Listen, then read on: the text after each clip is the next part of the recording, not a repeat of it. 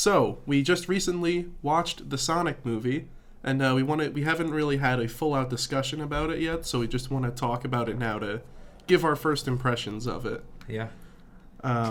So, with us are me, Steve, Andy, and Connor. Hey guys, I'm Andy.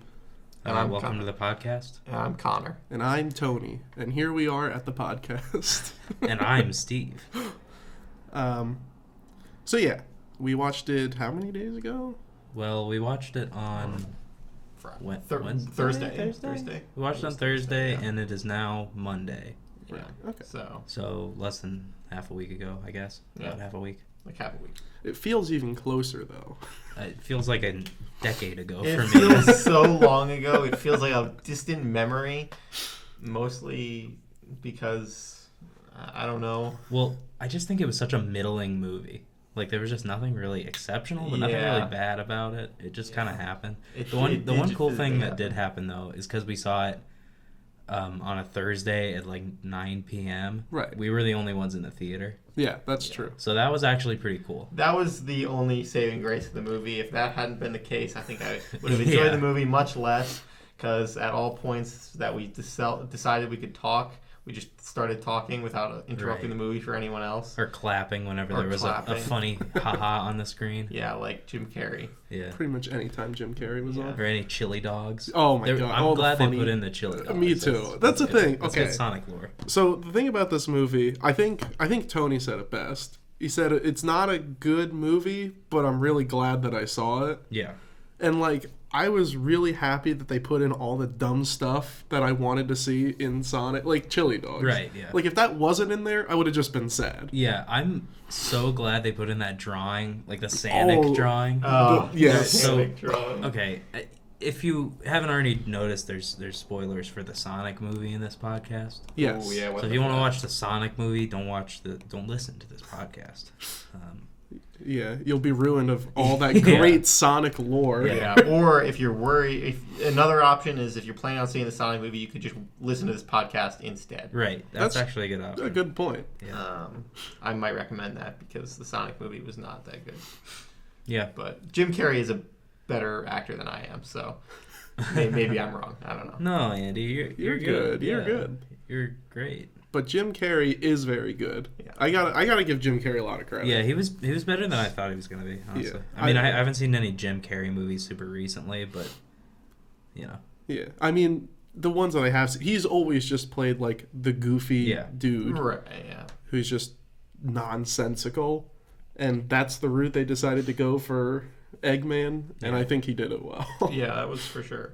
The addition of Mr. Stone was a nice touch. Yeah. The world's biggest beta male. Yeah, that guy really was a beta at every turn. Yeah. The pin yourself to the wall bit. Yeah, he like grabs his own chest and like pins himself to the wall. It was so good. There was a lot of tension going on there. It was not good tension. No, it was Yeah. sexual in a very bad way. Yeah, exactly. Especially when Jim Carrey put his fingers into his mouth. Yeah, I didn't like that that. was a little so weird. That was kind of strange. Yeah. Like, we get it, Jim Carrey, you're the smartest person on the planet, but... Yeah, he has at the 5 same PhDs. And IQ off the charts. Yeah, it's off the charts. They don't tell you what it is, but it's off the charts. Yeah. Yeah. The premise of the movie is that for some reason, well, Sonic gets put on, or ends up on Earth, escaping from people who are trying to kidnap him. Yeah, which were also like Sonic creatures. Which were right? Sonic it was creatures. Knuckles. He It lived was with a. Oh, so they were echidnas. Yeah, the things that were chasing him and the owl, which I don't know what the owl was from. I was gonna say, like, he has like this mom who's like an adoptive mother who's like an owl. Yeah. And she gives him the Sonic rings, and Yeah, I don't know if that's a thing in the games. then gets killed by the Yeah, Knuckles guys. or and- not killed. Yeah. Maybe it was something from the games, but I feel like they probably could have, if it's not, used something from the games. There's a lot of characters out there, but Yeah, it was really weird. But alas, there was a hawk or whatever it was that that was his mother or whatever. But he ends up on Earth and accidentally lets off some type of sonic electricity boost because he gets mad. Because he gets a mad. sonic boom. A sonic boom, you could even call it. And which is the best Sonic game. Also. Oh, yes, of course. Sonic Boom Rise of Lyric. Yeah. Knocks out the power in, half of the United States or something like that. Yeah. And so there's a press conference with the default president, I think. I don't even know if it was a president. I think it was just a bunch of, generals. Just a lot of military generals. Yeah. And they're like, should we deal with this in a normal way? And everyone was like, yes. But then the leader said, no. Instead, I will contract out Dr. Robotnik. Yeah. Because we have to. Yeah, they don't even know what it is. It's just a big power outage, and they're like... It's a power outage. Let's just assume that it's some kind of, terrorist invasion. Yep. And despite... They send in National Guard anyway, but then Robotnik shows up too, and it's all just very confusing. Yeah, I think it was a first response kind of thing, and then they're like, okay, now that we've investigated a bit... And found nothing. Yeah, what's our next step? Obviously, the man who makes good robots should go in next. But I think the best part about it was, just like you said, it was a whole council of people, and everyone said, no, that's a really terrible definitely idea. Should not bring in Robotnik. And the guy's like, yes, I agree, but we have. That scene was just so ridiculous to me. Choice. I think the Don't point... have another option. The point of that scene was to be ridiculous, but... Damn. It certainly was ridiculous. Yeah. It was the movie's way of saying something, Robotnik is here. Yeah, he's here. Yeah. Somehow he's sanctioned by the United States military. Right. He's on the, DOD budget or something, and he's coming in with a bunch of drones. Yeah, and then they were listing off his resume, and they're like, don't you remember how we handled the country of whatever? And they're like, I don't even think that country exists. Exactly. He made... It was like places... Azerbaijanistan or something like that. And they're like, does that country even exist? Exactly. Not anymore. Yeah. Just setting him up as this big military dog. Yeah. And he's just this goofy... what was the country that had a civil war? He was like, he helped in the German Civil War. They're like, Germany didn't have a civil war. And he's like, exactly. Yeah. You didn't even know about it. It's that. You did that good. He's not a commander, any type of military leader, though. He would never be in the front lines. He would just be designing stuff, in the Pentagon or whatever. Yeah, but he'd be sending the drones in, is the thing. Yeah, so Robotnik is smart. That's what we learned from that. Yes, and he's good at doing things. Yes. And he explains that he has ultimate power and could easily put anyone on a government, list of people that are terrorists, which you'd think he's just exaggerating here, but no, later in the movie somehow he gets I don't even know what his name is, the main character on government watch list Donut Guy for being a terrorist, so apparently he does have that power. That checks out. Yep. Yeah, the government will do anything that he says because he's so important. I like how you don't even remember the main character. I mean, not Sonic, but the human main character's name. Just that's how little he really mattered. Yeah, discount Tom Cruise, maybe? Is that sure. I mean, because only Sonic interacted with him, and he was just Donut Lord. Right, yeah. I don't think anyone else... his wife called him by name in the beginning and end. Was it Thomas Wayne? Thomas Wayne, yeah. It was Juan Chasky or something. Yeah, it wasn't just Wayne. It was something like it, though. It was something Thomas Wayne is dead. It was Kowski, right? It was Wachowski. Yeah. Mike Wazowski. Oh, yeah, because I kept on thinking Mike Wazowski. Because his last name was on his uniform for a while. Yeah. Yeah, it was Wachowski. Yeah, Thomas. Yeah. There was my main issue with the movie wasn't really an issue, but it was just that it kind of just happened. Yeah. And I didn't really ever feel like it was particularly interesting. Yeah. You know what I mean? It didn't really... I mean, it's a Sonic movie, so I can't really expect any more than that, but... Yeah. So, in the beginning of the movie, it makes it very clear that Sonic has... if something goes wrong at the place he is, he needs to throw another one of his Sonic rings and get out of Dodge. Yeah. Right. And in the beginning of the movie, it seems as though he throws the ring and it just shows him a new location and he just goes to it. But then later in the movie, you find out he can literally think of anywhere he wants. Yep. Yeah. And use the Sonic rings to get there. Right. So his impending doom of having to go to the Mushroom Planet doesn't really make any sense since he could just choose any other anywhere. planet. Well, I think the idea was that he was given a list of safe realms or whatever. Yeah, but like why? But he could just go somewhere else on Earth. It's a whole planet, you know. Yeah. Like, or not that realm on his list. Not to that one mushroom. Yeah. Because the list was like the mushroom one was at like the middle of the list. Yeah. Because it was like a big circle. Yeah. So. I think they just wanted to make a funny Mario joke.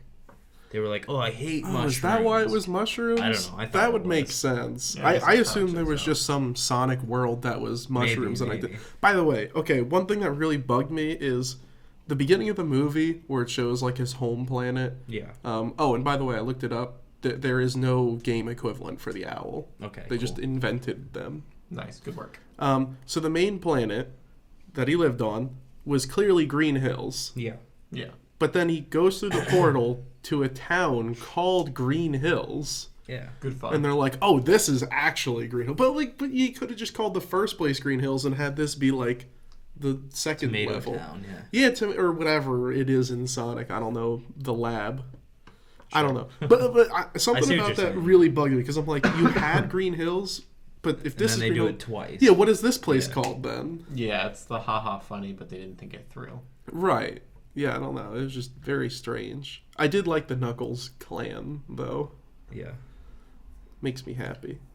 Yeah, they didn't seem to have a great way to harness Sonic's power, so I'm not really sure why they were going for it so bad. But yeah, considering they were using spears, they were just throwing spears at this super speedy guy. It's like, what was next? Well, the whole harnessing Sonic's power thing doesn't make much sense to me because like the one quill literally enabled Robotnik to travel at like the same speed as Sonic, and somehow it was like empowered the whole movie. Yeah, like, it was like glowing blue, despite the fact that he just like lost it randomly at some point, and then it got struck by the burst or whatever. I don't really see how that allows it to be, you know, the end all be all. I figured they were gonna have to like extract the power from Sonic or something. Exactly. You know? Yeah, it's very Robotnik strange. could get that much power out of so little of Sonic that was obviously not hurting him at all. It feels like Sonic could donate a few quills. Yeah, and, exactly. Solve the just world's leave. energy crisis. Yeah, right. But just have a couple of quills, you know, across the country, across the world, and every now and then run around pretty fast. Yeah, exactly. Yeah, I think Robotnik's idea was if this is what one quill can do, what can the whole thing do? Right. But one quill put them at the same level. Yeah, exactly. Like, didn't... Yeah, that doesn't make any sense. Yeah, and I don't know why Sonic wasted so many rings in their fight scene, or their chase scene, I guess, in the end of the movie. Like, I guess it was to get Sonic to run by the pyramids and the Great Wall of China and this and that. But, like, when it was clearly not an effective measure to evade Robotnik, I don't know why he kept throwing rings. Yeah. Well, he just, like, went through the portal, and then Robotnik came after, like, immediately. Yeah, and after the first time it happened, he was like, okay, this isn't gonna work. He just kept doing it. Okay, Andy, did you have the same thought as me when they were in Egypt that they were going to take out the Sphinx's nose? Oh, yeah, I totally thought. They run by the Sphinx, I'm like, he's got to have his nose, and Robotnik's going to blow it off. Right. So Sonic runs by, and much to my dismay, the Sphinx already doesn't have a nose. I'm like, now what? And the Sphinx just blows up. I'm like, destroys the entire thing. Wow. Well, that was crafty. Yeah. Well, to be fair, I was not expecting. Immediately after, Robotnik gets mad at Sonic for running up the pyramid because he's like, you know, that's one of the seven wonders of the world. It's like, dude, you literally just destroyed the Sphinx. You're really gonna yell at Sonic for running up the pyramid? Like, that's not. Yeah. It's anywhere in the ballpark of what you just did. Oh, man, I really did love Robotnik in that movie. Yeah. He was so funny. The whole, like, the little back and forth quips on top of the building in San Francisco. Oh, yeah. Was just awesome. You remember the scene I'm talking about? Like the one when he's in the ship? Yeah, where he's in the ship and they're just at the top of the building. Yeah, that was pretty good. It was just, it felt like that scene in Megamind when they're going back and forth. Yeah, saying, yeah, like, they have that Megamind vibe. Yeah. What was the line he said? There was one, like, particularly good line. It was, the one I remember is, does she have a name, or should we just refer to her as collateral damage? That was a good one. Like, that's pretty good. Yeah. Yeah, he was just really fun. Especially, I thought Eggman was definitely Robotnik. I guess now he's Eggman. Yeah, he's punished Robotnik. Robotnik is definitely the best thing about the movie. Yes. I think it was a little bit much at times. Like, the whole dance sequence was kind of just in there unnecessarily, but I thought it was mostly pretty funny. Yeah. But yeah, I mean, funny video game movie was a funny video game movie and not much more. So yeah. He definitely was. His energy was definitely needed for the movie because there was not a lot of like. Yeah. There was like no emotions to the movie. It didn't feel like anything was ever really at stake. Right. So the only thing to me anyway that kept stuff going was him. Just the humor of right. Yeah, he was the one showing up and being like, "Woo, let's get it going." The other thing that I didn't really get throughout the movie was like how fast exactly Sonic runs, because there was that one scene where they did like the Quicksilver thing from Days of Future Past, where he's like running around the room and everything's like at a standstill and he's just like, fucking with shit. Yeah.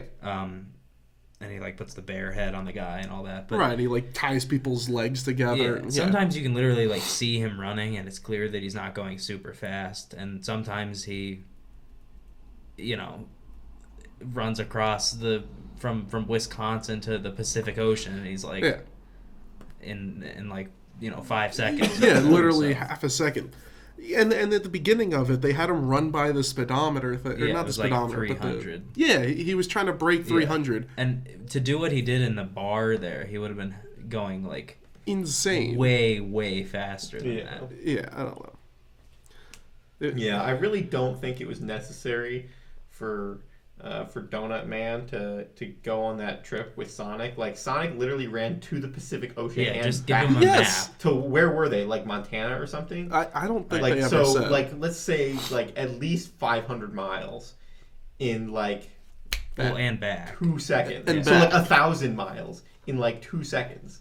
So I'm pretty sure he could find San Francisco by just find a map around. And literally just find a map and run downward, like literally just run a highway down, like look at the street sign. Exactly. That's the thing. If he just had a map and said it's this road for 10 hours that way, he would get there like, way before Robotnik. He could just run up the side of that building. That's the part that bothers me. Oh yeah, he definitely did not need to abuse his power.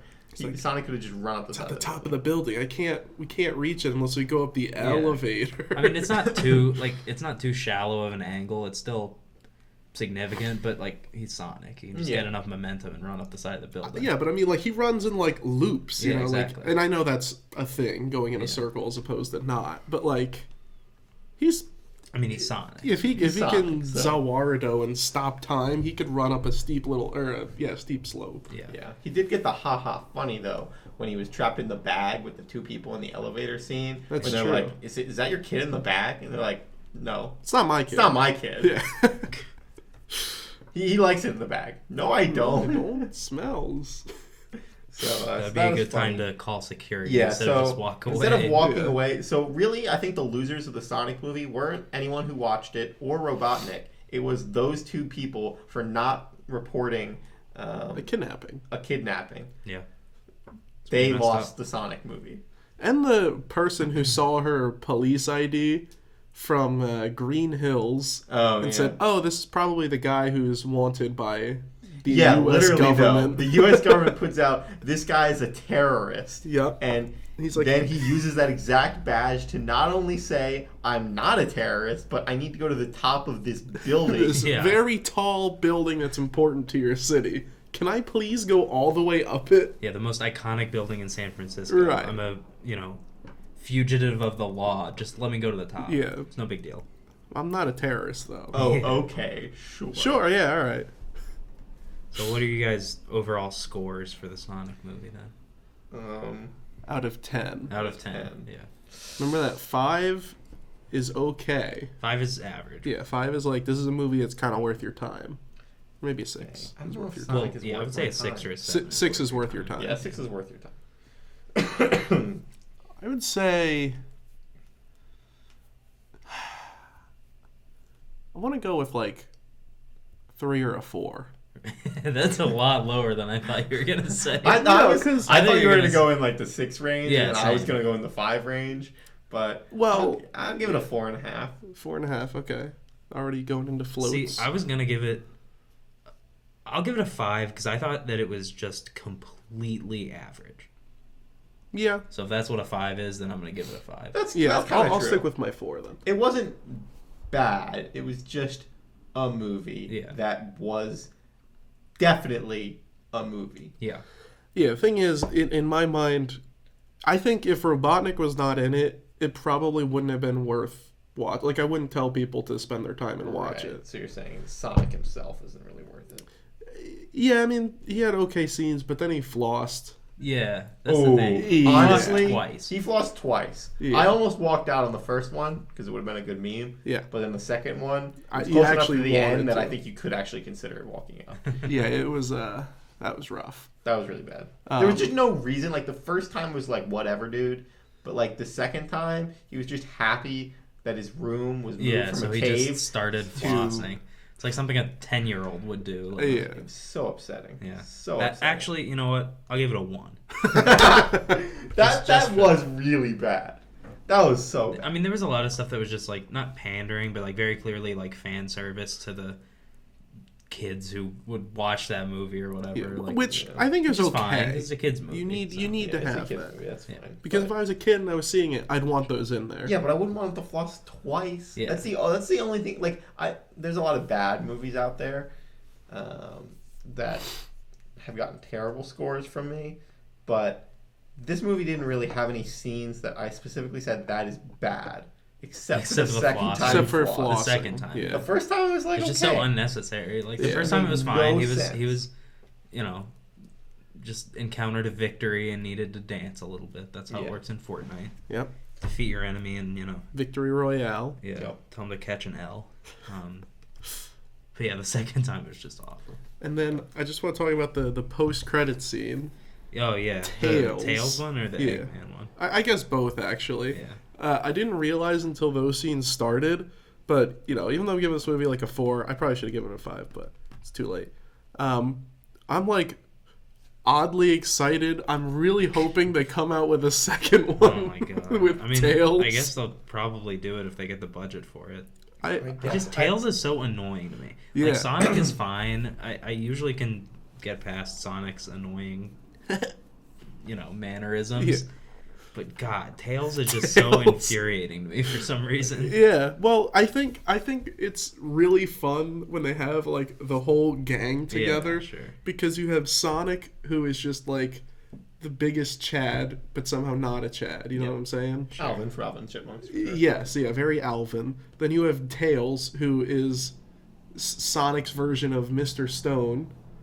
And then you have Knuckles, who is actually just a Chad. Yup. And then you have Sonic or Shadow, who's just an edgelord, and like it's just so funny watching all of the because they're all at like totally opposite ends of like a personality spectrum. Yeah, the problem is they're not really gonna do that in a live action movie because there's. Oh, I know. I mean, you know, they're not just gonna have a bunch of CG animated animals talking to each other in a live action in environment. real life. Yeah, There's no point in that. So. yeah, but it was just something I said in the theater. I really want them to do a movie based on the Sonic Adventure Battle, because that's the one where Shadow's introduced, and it's also the one where the president personally knows both of them, and he has like a picture of them, or maybe that's the second one. He has a picture of them on his desk, and he's so like, ridiculous. yeah, it's incredible.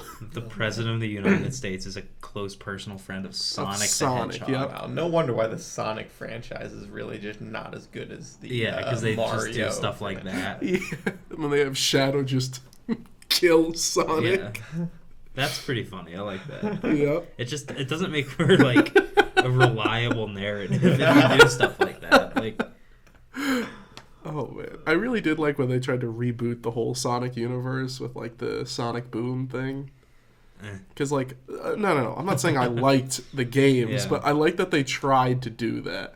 You know, they were like, I mean, that's the thing. Like, one... I feel like they don't need like a Sonic universe that's consistent. They just no, Mario never has one. It's just a Mario game, and it's self-sustaining, and it doesn't need to explain itself because it's just a Mario game. Yes, that is true. So. Like, you can play Mario Galaxy where Bowser's infinite power. Yeah. And then you can play Mario Tennis Super All-Stars. Yeah, exactly, where you're playing tennis against him with Waluigi. Exactly.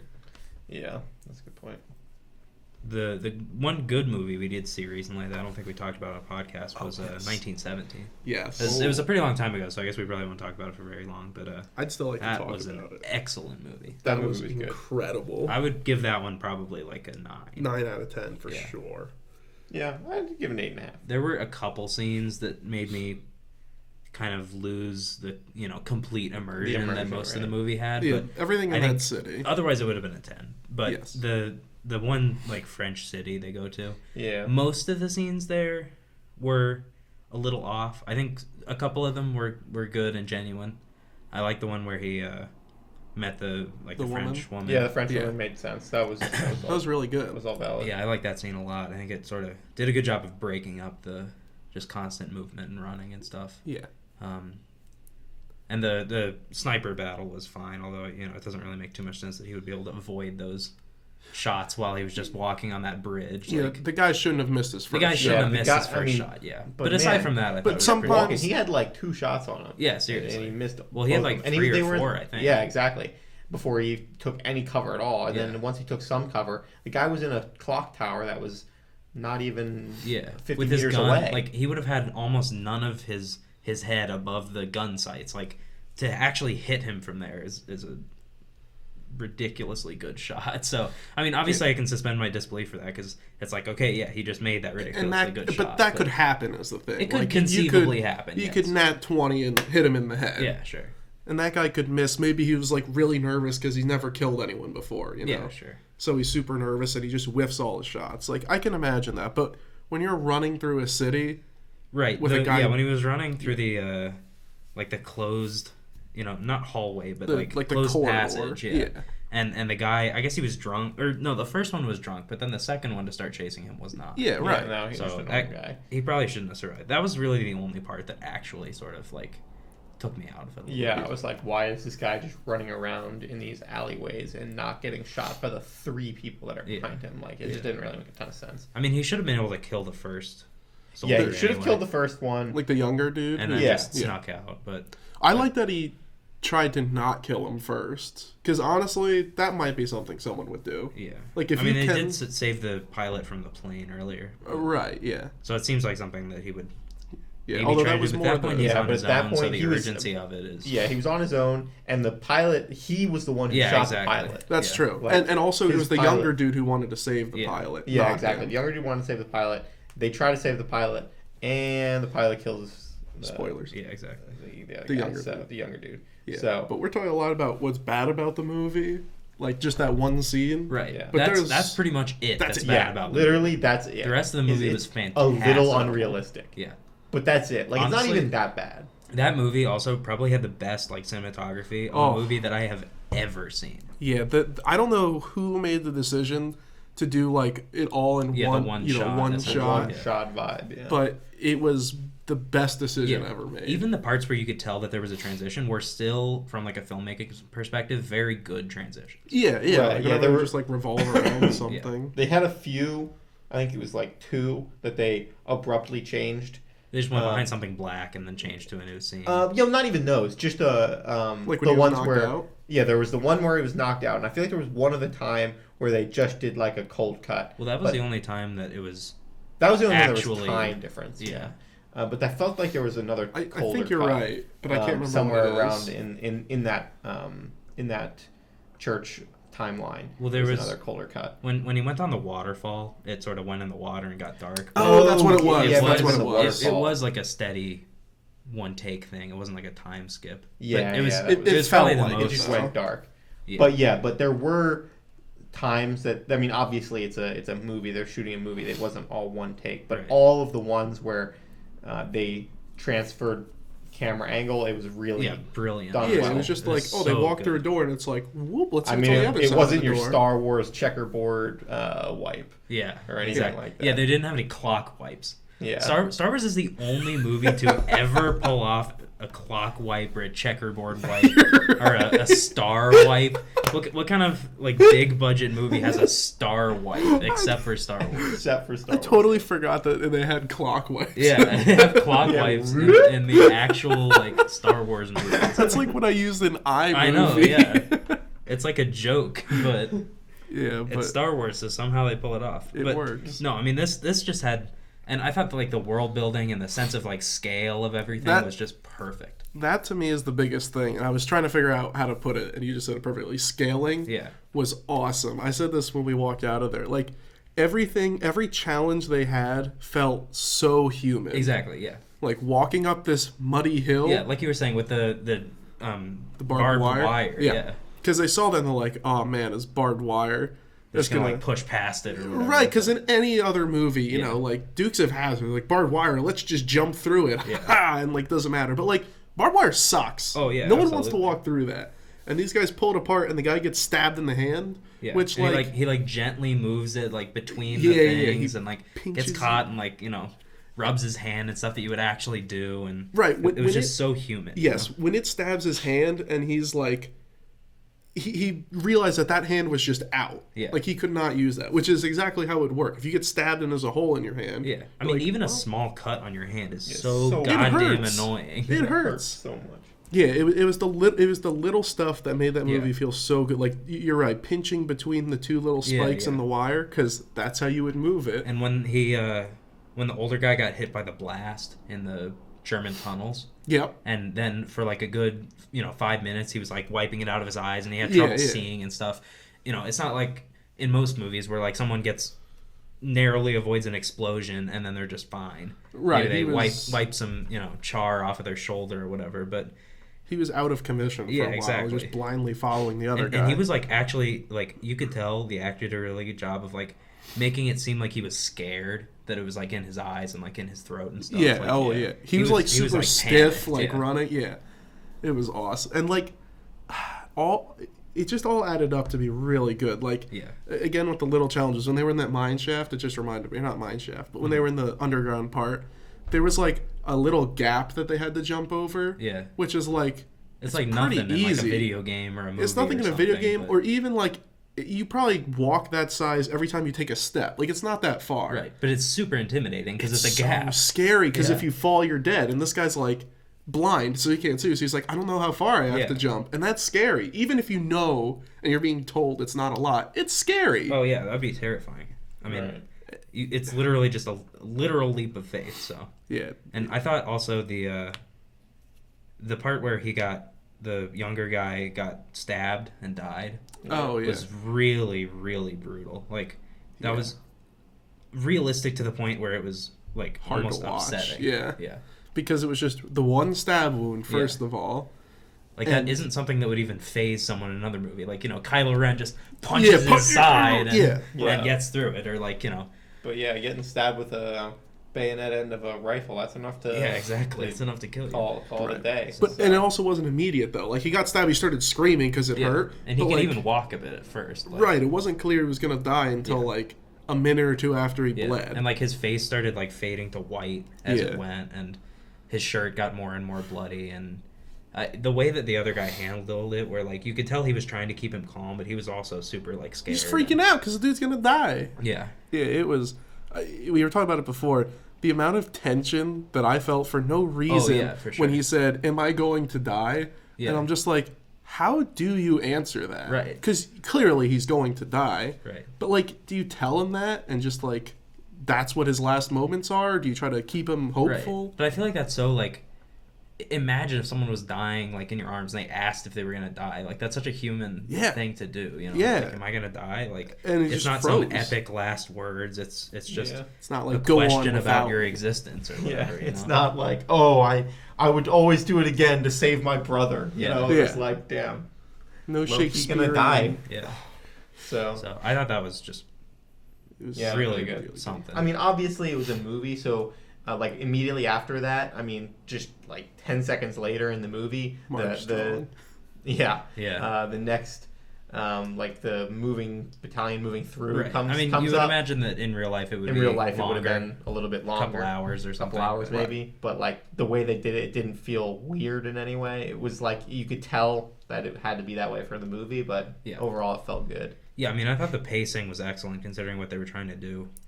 Yeah, even though they said the journey would take a couple of hours, and like obviously the movie was only 2 hours, it felt like they were going on this huge for travel. sure. And they did a really good job of making it seem like that without any like evident time skips, except where he gets knocked out. Like the actual travel time was obviously less than they said it was going to be, and that it was in universe, but it still felt really realistic. Yeah, I remember you saying that weird comparison, but you said that it felt like it was like when we were playing Skyrim before. Yeah. And it's like, they say, oh, go to this city that's super far away, and it takes you, 5-10 minutes to run there. Yeah. But like it still feels like you're traveling across a, expansive space to get there.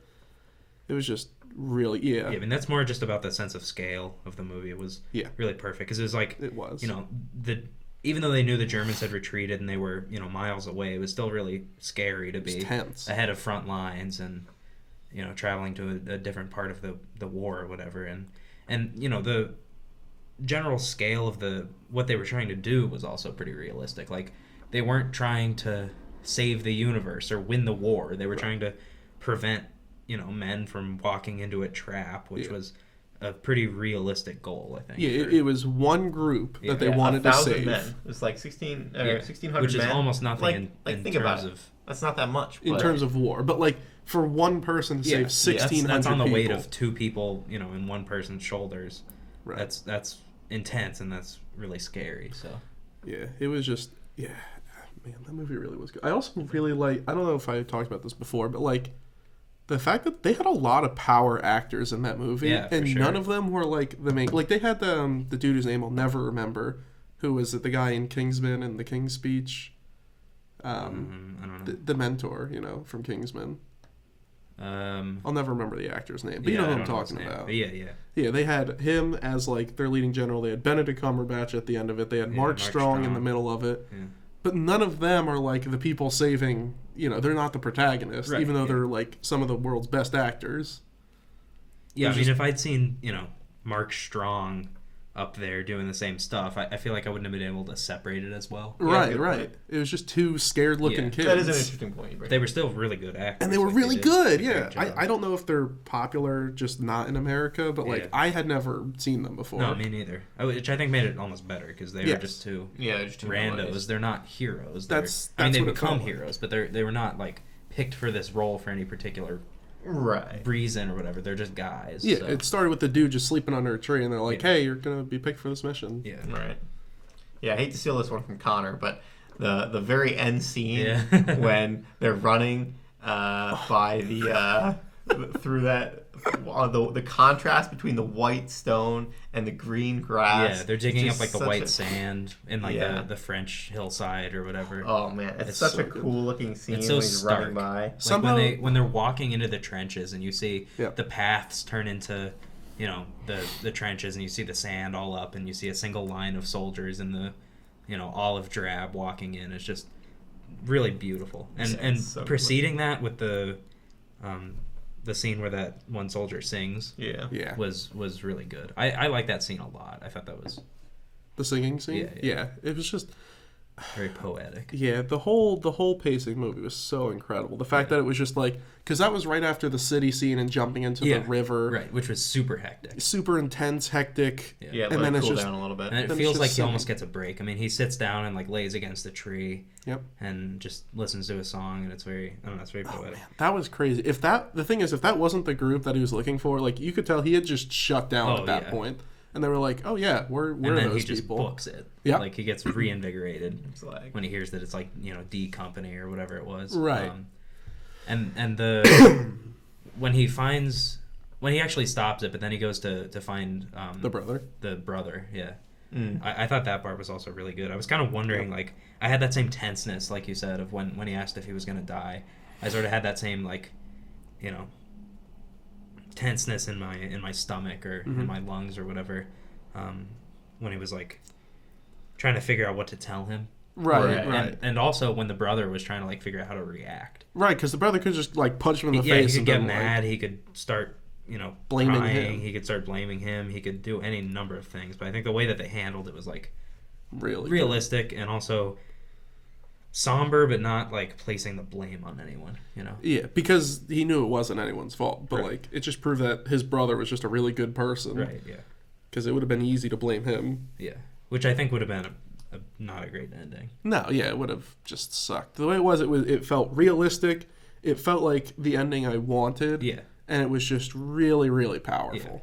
Yeah. I mean, the ending in that movie was definitely well deserved. It had a realistic, plot, realistic scope, and a realistic ending. So. Yes. Yeah. Everything about the movie, there was never a time where I was like 100% sure I knew how it was going to go. Yeah. In the very first, like when in the part where the German barracks blow up and the one guy gets covered in stone, I was not sure if he was going to die there. Oh yeah. Right. When the guy's about to die, I was not sure if he was actually about to die. I thought maybe he was in the gonna very end when he was looking for his brother. I was not sure if the brother was dead or not, because there was a chance the brother went over in the first wave and died. Yep. And I was not sure if his brother was going to be dead. So there was no point in the movie where I was like, oh, yep, of course this happens, because it has to. It just overall felt like, wow, I'm trying to figure out what's going on. It's a crazy battle. I'm trying to figure out what's going on. Yeah, I really like movies like this where it's like, in essence, it's like almost like a thriller. Yeah. Where it's very high suspense. Right. But it doesn't generate suspense by, like, intentionally. I mean, obviously it intentionally generates suspense, but the point of the movie is not to generate suspense. It's to tell a story, but it creates that suspense by telling the story well and in a realistic manner and not advertising what's about to happen too much. Exactly. A lot of movies kind of just like lead you and hold your hand into what's about to happen. And this one did a good job of not doing that, but still being really understandable and easy to digest. Yeah, I think the way you just phrased that really nailed it. It created suspension by telling the story well. Right. Yeah. That is like the main point to drive home. I just remembered how suspenseful the scene was when they first walk up to the barn where the guy ends up dying. Yeah. And they find the fresh milk. Oh, yeah. And they're like, and you're just like, oh, dang. So there's someone's here. They have to be. There's milk. Yeah. I mean, that sort of, that just like gives you the chills kind of thing. That sort of, I think for me, really, I mean, that and all the traps and the mice still in the tunnels and all that stuff sort of did a good job of showing but not telling how close they were getting to the German retreat. Right. Which is really scary. Like, you're essentially chasing an entire army. Right. And they don't know you're chasing them. They're just retreating for tactical reasons. Otherwise, they would just stand their ground and kill you. But like, if you move too fast, or if you make a wrong move, you could stumble upon the entire enemy force and just be gunned down. Yeah, and then they would just kill you. Like, there's just two of you. The whole No Man's Land scene. No Man's Sky. No Man's Sky. Yeah. The whole No Man's Land scene. Yeah. When they're like at the beginning of the movie. Really scary. Oh my gosh! Because when they first went up there. over the trench, they very well could have just got shot in the face right there. Bang, they didn't really know that the Germans were gone. Yeah, that scene was incredible. Yeah. That I think that was the best scene for me. It was when they first went over. Oh yeah, I mean the No Man's Land scene was just great. Yeah. The visual storytelling was fantastic. The set design people. and the CG and all that was really good. All the like corpses and the dead horses and stuff like that were like honestly terrifying. It was just scary because you're like so easily they could just pop and now they're on the field with them. Yeah. I mean, when they hop down into the German lines and kick the ash bucket over and it's still got coals in it, it's like, bro, they were here. They're here. They were here like less than 10 hours ago. Yeah, and it's like two guys in an enemy trench. Like if they were still there, they'd be goners. So. And then one other thing I want to mention. This is totally separate from what we were just talking about. Yeah.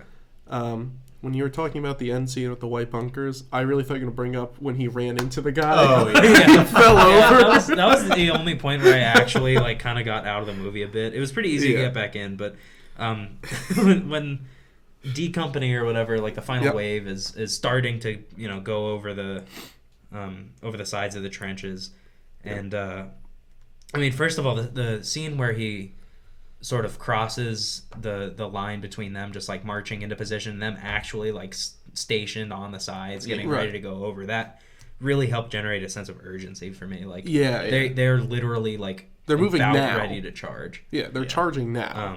But when they started charging and he started running, perpendicular to them, he bumped into one guy and like hit him on the shoulder, and that guy fell down and just never got back up. Yeah, it was a wide-angle shot, so you just saw him get smaller and smaller and smaller. He never get back up. He didn't get shot, or there was no mortar blast or anything. Nope, he just bumps into fell him. over. He was down. And that actor never really got the stage direction to get back up. And it was didn't want to do 2 takes because they used all the pyro. So yeah, exactly.